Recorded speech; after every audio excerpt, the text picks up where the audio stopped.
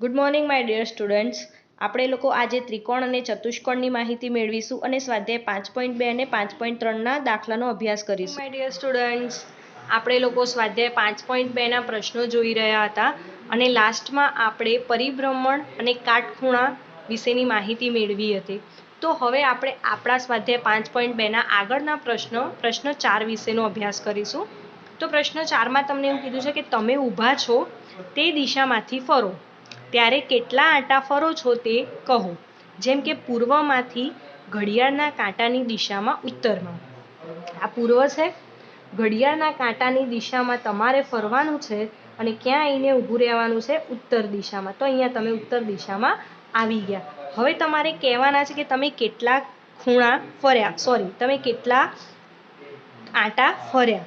તો તમે કેટલા આંટા ફર્યા? આ 1/4, ફરીથી 1/4 અને ફરીથી 1/4, એટલે કે ટોટલ તમે 3/4 આંટા ફર્યા કહેવાય. ટોટલ તમે કેટલા આંટા ફર્યા કહેવાય? 3/4. પૂર્વમાંથી ઘડિયાળના કાંટાની દિશામાં ઉત્તરમાં તમે 3/4 આંટા ફર્યા છો. એના પછી છે પશ્ચિમમાંથી ઘડિયાળના કાંટાની દિશામાં પૂર્વમાં. અહીંયા પશ્ચિમ છે, ઘડિયાળના કાંટાની દિશામાં તમે ક્યાં આવશો? હવે પૂર્વમાં. તો અહીંયા તમે પૂર્વમાં આવીને ઊભા રહ્યા. હવે તો તમને બધાને ખબર પડી ગઈ હોય કે આને આપેલું હોય તો એને કેટલા આંટા કહેવાય? 1/2 આંટો અથવા તો 2/4 આંટા પણ તમે કહી શકો. 1/2 અથવા 2/4 આંટા પણ કહી શકાય. એના પછી જોઈએ પ્રશ્ન 5. પ્રશ્ન 5ની અંદર પ્રશ્ન 4ની અંદર 4 દાખલા હતા. એમાંથી 2 દાખલા આપણે ગણ્યા અને બાકીના 2 તમારે જાતે ગણવાના રહેશે. પ્રશ્ન 5. ઘડિયાળનો કલાકનો કાંટો નીચેના સમય દરમિયાન કેટલા કાટખૂણા ફરે છે તે કહો. હવે આપણને કાટખૂણા વિશે ધ્યાન રાખવાનું. કેટલા કાટખૂણા ફરે છે એ આપણે કહેવાનું છે. જેમ કે 3 થી 6. તો પહેલાં શરૂઆત ક્યાંથી થશે? 3 થી ક્યાં સુધીની? 6. હવે 3 થી 6 એટલે અહીંયા કેટલા કાટખૂણા રચાશે? 1 કાટખૂણો. તો અહીંયા લખીશું 1 કાટખૂણો. 1 કાટખૂણો બરાબર કેટલું થાય? 90°. કેટલું થાય 1 કાટખૂણો બરાબર? 90°. સી 5 થી 11. 5 થી શરૂ કરીશું અને ક્યાં સુધી જઈશું? 11 સુધી. તમને જોઈને તો ખબર પડી જ જશે કે સીધું છે ને એટલે એ 180° જ હોય. પણ ના ખબર પડે તો અહીંયા ગણતરી મારવાની કે 30, 60 અને 90 એટલે 1 કાટખૂણો, 30, 60 અને 90 એટલે 2 કાટખૂણા. એટલે અહીંયા લખી શકીએ કે 2 કાટખૂણા બરાબર કેટલું થાય? 180°. આપણને અહીંયા માપ પૂછ્યું નથી પણ આપણે આપણી જાણકારી માટે લખ્યું છે. પછી 12 થી 9. તો અહીંયા 12 થી 9. હવે જો ઘણા વિદ્યાર્થીઓ શું કરશે? અહીંયાનું માપ ગણી લેશે. પણ આપણને અહીંયા 9 થી 12 નથી પૂછ્યું. શું પૂછ્યું છે? 12 થી 9. એટલે કે 12 થી શરૂ કરશે અને 9 સુધી ફરશે. તો અહીંયા કેટલા કાટખૂણા થશે? તો અહીંયા 1 કાટખૂણો, આ 2 અને આ 3. ટોટલ કેટલા કાટખૂણા? તો 3 કાટખૂણા. ટોટલ એનું માપ કેટલું આવે? 3 કાટખૂણા. તો અહીંયા આપણે 3 દાખલા ગણ્યા. બાકીના 3 તમારે હોમવર્કમાં જાતે ગણવાના રહેશે. આગળ પ્રશ્ન 6 જોઈએ. આપેલી સ્થિતિમાં તમે ફરો છો ત્યારે કેટલા કાટખૂણા રચાશે? પ્રશ્ન 6માં આપણને એવું પૂછ્યું છે કે આપેલી સ્થિતિમાંથી તમે ફરો ત્યારે કેટલા કાટખૂણા રચાશે? જેમ કે ઘડિયાળના કાંટાની વિરુદ્ધ દિશામાં ઉત્તરથી પૂર્વમાં. આ બી દાખલો છે, એ હોમવર્કમાં છે. બી ગણવાનું છે અહીંયા આપણે. ઘડિયાળના કાંટાની વિરુદ્ધ દિશામાં ઉત્તરથી પૂર્વ. આ ઉત્તર છે, વિરુદ્ધ દિશા. જો આમ તો આપણે ઘડિયાળ આવી રીતે ફરે, જમણી બાજુથી ડાબી બાજુ જાય, પણ વિરુદ્ધ દિશા છે એટલે આપણે શું કરીશું? ડાબી બાજુથી જમણી બાજુ જઈશું. કઈ દિશા સુધી? પૂર્વ સુધી. તો આ પૂર્વ સુધી આપણે પહોંચી ગયા. કેટલા કાટખૂણા રચાય? તો આ 1 કાટખૂણો, 2 અને આ કેટલા? 3. તો અહીંયા લખીએ 3 કાટખૂણા. 3 કાટખૂણા. દક્ષિણથી ઉત્તરમાં. હવે આપણને અહીંયા એવું પૂછ્યું નથી, કહ્યું નથી કે તમે ઘડિયાળની દિશામાં ફરો કે વિરુદ્ધ દિશામાં ફરો. તો આપણે હંમેશા ધ્યાન રાખવાનું કે જ્યારે આપણને વિરુદ્ધ દિશા એવું ના કહ્યું હોય તો આપણે હંમેશા ઘડિયાળની દિશામાં જ ફરવાનું રહેશે. દક્ષિણથી ઉત્તરમાં, આ દક્ષિણથી શરૂ કર્યું અને ઉત્તર સુધી આપણે ગયા. કેટલા કાટખૂણા? 1 અને 2. એટલે અહીંયા લખી શકીએ કે 2 કાટખૂણા. તો આપણા બી અને ડી નો દાખલો થઈ ગયો. તમારે એ અને સી નોટબુકમાં ગણવાનો રહેશે. એના પછી આપણે જોઈએ પ્રશ્ન 7. શું કહે છે? ઘડિયાળના કાંટા ફરીને ક્યાં ઊભા રહેશે? જેમ કે એ 6 વાગે શરૂ કરે અને 1 કાટખૂણા જેટલું ફરે. અહીંયા લખીએ કે 1 કાટખૂણો બરાબર કેટલા થાય? 90 અંશ. 6 વાગે શરૂ કરવાનું અને 6 થી તમે જો 90 અંશની ગણતરી મારો તો એ 9 ઉપર આવીને ઊભો રહે. અહીંયા 6 થી ગણતરી મારો તો 1 કાટખૂણો એટલે કે 90 અંશ, તો 9 ઉપર આવીને ઊભો રહેશે. તો આપણે એ લખી શકીએ કે 9 ઉપર કાંટા હશે. 9 ઉપર કાંટા હશે. ડી માં જોઈએ તો અહીંયા એવું કીધું છે ડી ની અંદર કે 7 વાગે શરૂ કરીને 2 સરળ કોણ જેટલું ફરે. 2 સરળ કોણ એનો મતલબ થાય 90 + 90 એટલે કે 180. સરળ કોણનું માપ કેટલું છે? 180 અંશ. તો હવે જુઓ 7 વાગે શરૂ કરે એટલે કે આપણે 7 થી એની શરૂઆત કરીશું. 180 અંશની ગણતરી કરવી હોય તો કેવી રીતે? 30, 60, 90. 30, 60 અને 90 એટલે 90 અને 90 કેટલા થઈ જાય? 180 અંશ. તો આપણો જે બીજો કાંટો હશે એ ક્યાં હશે? 1 ઉપર. તો આખું જે માપ થશે એ કોનું થશે? સરળ કોણનું. તો અહીંયા આપણે લખી શકીએ કે 7 વાગે શરૂ કરીને 2 સરળ કોણ જેટલું જ્યારે કાંટો ફરે ત્યારે 1 ઉપર કાંટા હશે. 1 ઉપર કાંટા હશે. સરળ કોણ બરાબર 180 અંશ થાય એટલે 7 વાગે શરૂ કરીને 2 સરળ કોણ ફરે ત્યારે કાંટો કેટલા ઉપર હશે? 1 ઉપર. તો આપણો અહીંયા જે સ્વાધ્યાય છે 5.2 એ પૂરો થાય છે. હવે આપણે આગળ થોડી પ્રાથમિક માહિતી જોઈશું કે જે આપણા પ્રકરણ માટે જરૂરી છે. સ્વાધ્યાય 5.2 સુધીની ગણતરી જોઈએ. હવે આપણે આગળ આપણી થિયરી જોઈએ થોડી. ત્રિકોણ, આપણે ત્રિકોણ વિશે ભણ્યા હતા પ્રકરણ 4 ની અંદર, પણ એ ત્રિકોણના પણ પ્રકાર હોય એની અંદર, તો એ આપણે જોઈએ આજે. પહેલી તો એની વ્યાખ્યા છે કે 3 રેખાખંડોથી બનેલી બંધ આકૃતિ હોય એને આપણે ત્રિકોણ કહીએ છીએ. 3 રેખાખંડોથી બનેલી બંધ આકૃતિને આપણે ત્રિકોણ કહીએ છીએ. એનું વર્ગીકરણ તમને પૂછે પ્રશ્નોના જવાબમાં તો 2 આધાર એનું વર્ગીકરણ કેવી રીતે? 3 બાજુઓના આધારે થાય અને 3 ખૂણાના આધારે એનું વર્ગીકરણ થઈ શકે. હવે 3 બાજુઓ કઈ કઈ છે? કયા આધારે એનું વર્ગીકરણ થાય?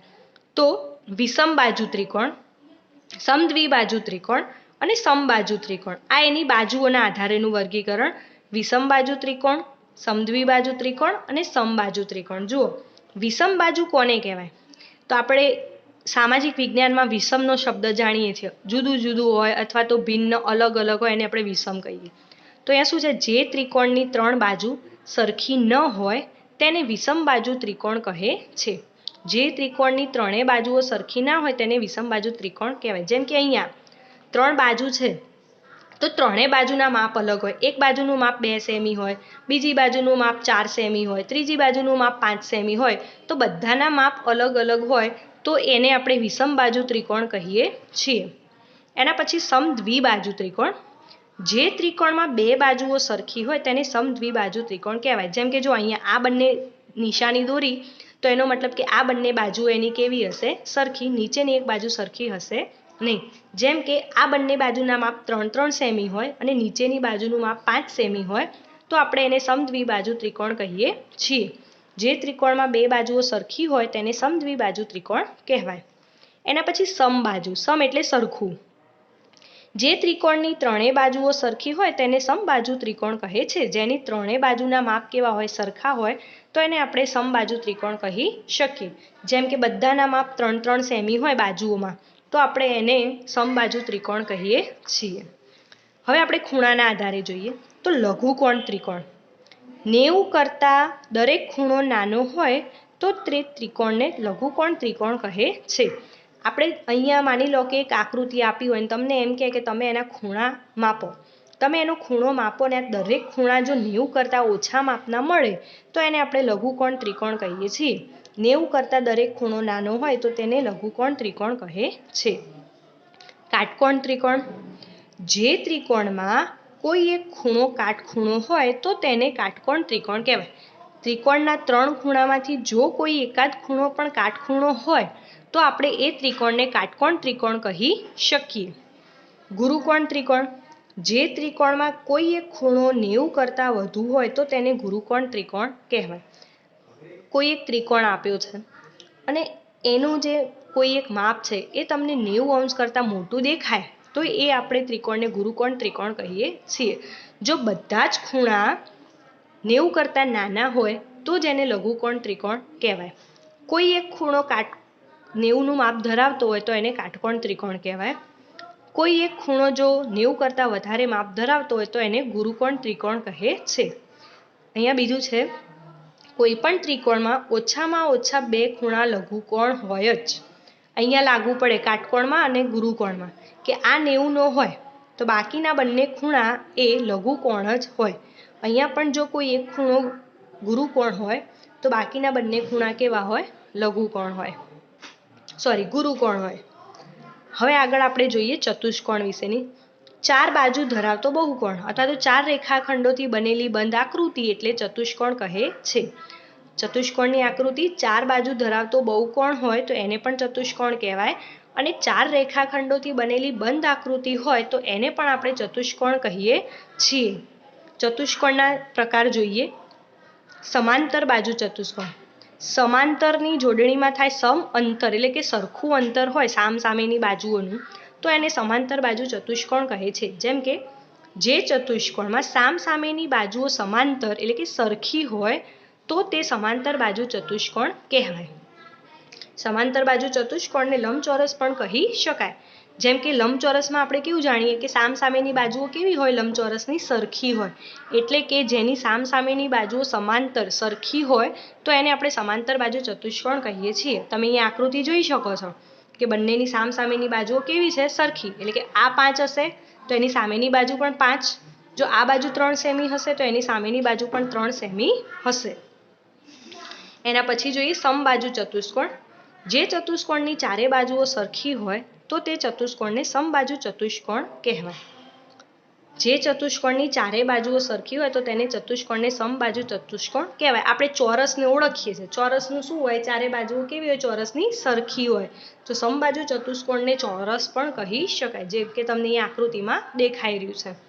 સમલંબ ચતુષ્કોણ, જે ચતુષ્કોણમાં સામસામેની બાજુઓની ફક્ત એક જ જોડની બાજુ સમાંતર એટલે કે સરખી હોય તો તે સમલંબ ચતુષ્કોણ કહેવાય. અહીંયા એક આકૃતિ આપી છે, જો એની ફક્ત આ સામસામેની આ જોડ જ સરખી છે તો સામસામેની બાજુની ફક્ત એક જ જોડ સરખી હોય તો જ એને સમલંબ ચતુષ્કોણ કહેવાય. જો અહીંયા મોટી સાઈઝ છે એનો મતલબ કે આ બાજુ સરખી હશે નહીં. તો અહીંયા ખાસ ધ્યાન રાખવાનું કે 2 બાજુઓ સરખી હોય તો જ એને સમલંબ ચતુષ્કોણ કહી શકાય. તો જે ચતુષ્કોણમાં સામસામેની બાજુઓની ફક્ત એક જ જોડની બાજુ સમાંતર હોય તો તેને સમલંબ ચતુષ્કોણ કહેવાય છે. તો આ થઈ ગઈ આપણી થિયરી, જે દરેક વિદ્યાર્થીએ નોટબુકમાં લખવાની રહેશે. આપણે આગળ સ્વાધ્યાય 5.3 જોઈએ. સ્વાધ્યાય 5.3. સ્વાધ્યાય 5.3 બહુ જ ટૂંકો છે.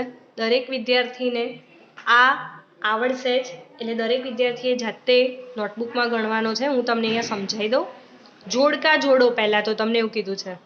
સરળ કોણ, આપણે બાજુઓના આધારે, માપના આધારે, ઘડિયાળના કાંટાના પરિભ્રમણના આધારે અને દિશાઓના આધારે આગળ આપણી થિયરી જોઈ. એના આધારે જોઈએ સરળ કોણ.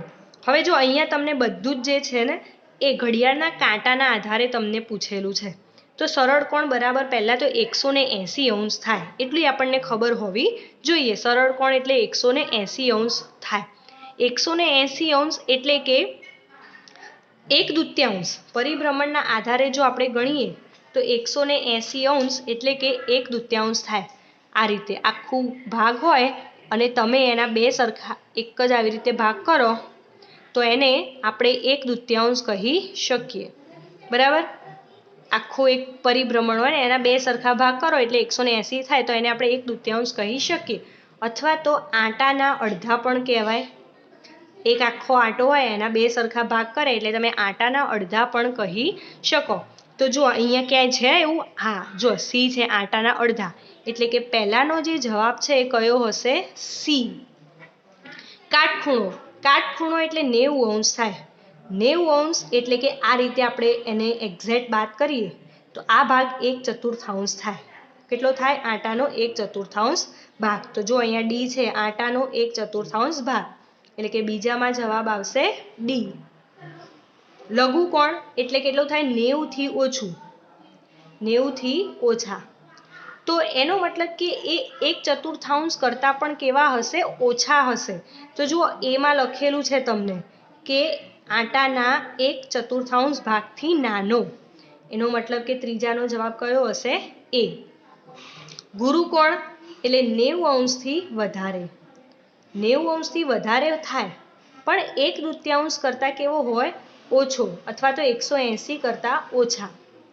90 થી વધારે અને 180 કરતાં ઓછા, એટલે કે 1/2 થી ઓછું અને 1/4 થી વધારે. જો અહીંયા લખ્યું છે ને આંટાના 1/4 અને 1/2 ભાગની વચ્ચે છે. જો અહીંયા દેખાઈ રહ્યું છે આ 1/4 ભાગ અને 1/2 ભાગ એની વચ્ચે છે આપણો ગુરુકોણ. તો એનો મતલબ કે ચોથામાં શું આવશે? ઈ. એના પછી પ્રતિબિંબ કોણ. પ્રતિબિંબ કોણ કેવો હતો? આ રીતે હતો. આખો ભાગ થાય, જેમ કે અહીંયા ફરીથી હું દોરું, આખો ભાગ હોય અને આવી રીતે એનો આ ભાગ થતો હોય, એટલે આ બાજુનો જે ખૂણો બને એને આપણે પ્રતિબિંબ કોણ કહીએ છીએ. તો એનો શું થઈ જશે? એક પૂર્ણ પરિભ્રમણ તો આવે નહીં. તો એનો મતલબ કે અહીંયા જો આ છે આંટાના અડધાથી વધારે, આંટાનો અડધો આ ભાગ થયો અને એનાથી વધારે લીધેલો છે, એટલે એનો જવાબ કયો આવશે? બી. આંટાના અડધાથી વધારે. તો આ થઈ ગયા આપણા જોડકાના જવાબ. પણ વિદ્યાર્થીઓએ આ રીતે જવાબ લખવા નહીં, પ્રશ્નની સામે એનો સાચો જવાબ લખવાનો રહેશે. હવે પ્રશ્ન 2 જોઈએ. શું કહે છે કે નીચે દર્શાવેલ ખૂણાનું કાટખૂણો, લઘુકોણ, ગુરુકોણ, સરળ કોણ અને પ્રતિબિંબ ખૂણામાં વર્ગીકરણ કરો. જે બાજુ તમને આ રીતનું નિશાન આપેલું હોય ખૂણાનું, એ બાજુનો જ ખૂણો તમારે ધ્યાનમાં લેવો. તો જો પહેલામાં તમને અહીંયા નિશાન આપેલું છે, આટલો ખૂણો છે. હવે તમને જોઈને ખબર પડી જાય કે આ ખૂણો 90° તો હોય નહીં અને 90° કરતાં નાનો હશે, એટલે આનું નામ આપણે શું આપીશું? લઘુકોણ ત્રિકોણ. શું આવશે? સોરી, લઘુકોણ. ત્રિકોણ નહીં, શું આવશે? લઘુકોણ. આ ખૂણાનું નામ શું થશે? લઘુકોણ. એના પછી બી જુઓ, તમને એક્ઝેક્ટ એ 90° પણ નથી લાગતો, 90° કરતાં વધારે છે, પૂરો સીધો નથી, 90° કરતાં કેવો છે? આ બાજુ, એટલે કે એનું કયો થશે? ગુરુકોણ. 90° કરતાં વધારે. એના પછીની આકૃતિમાં જો તમને અહીંયા આપેલો છે ખૂણો, આ એક લાઈન સીધી અને બીજી એક લાઈન, તો એનો મતલબ કે આ જે ખૂણો છે ને 90°નો ખૂણો હશે. તો 90°નો ખૂણો હોય એટલે એને શું કહેવાય? કાટકોણ. એના પછી ડીમાં જુઓ, તમને આ બાજુનો ખૂણો આપેલો છે, હાલ જ આપણે સમજીએ ને પ્રતિબિંબ કોણ કેટલો હોય? 1/4 થી વધારે. તો આ કયો ખૂણો બનશે? પ્રતિબિંબ કોણ. જો સીધો હોત, સીધો ખૂણો હોય તો એ સરળ કોણ કહેવાય. જેમ કે અહીંયા છે, જુઓ આ લાઈન સીધી જાય છે અને અહીંયા ખૂણો તમને અડધો પૂછ્યો છે, તો આ ખૂણાનું નામ શું હશે? સરળ કોણ. એમની આકૃતિ છે, બંને બાજુ ખૂણા છે અને બંને ખૂણાના માપ 90° કરતાં નાના છે. તો 90° કરતાં નાના હોય એટલે આપણે એને શું કહીએ છીએ? લઘુકોણ. તો પહેલો છે લઘુકોણ, પછી ગુરુકોણ, કાટકોણ, પ્રતિબિંબ કોણ, સરળ કોણ અને ફરીથી લઘુકોણ. તો દરેક વિદ્યાર્થીએ આકૃતિ વ્યવસ્થિત દોરવાની અને એની બાજુમાં એના નામ લખવાના રહેશે. નેક્સ્ટમાં આપણે આગળ સ્વાધ્યાય 5.4 જોઈશું. Thank you.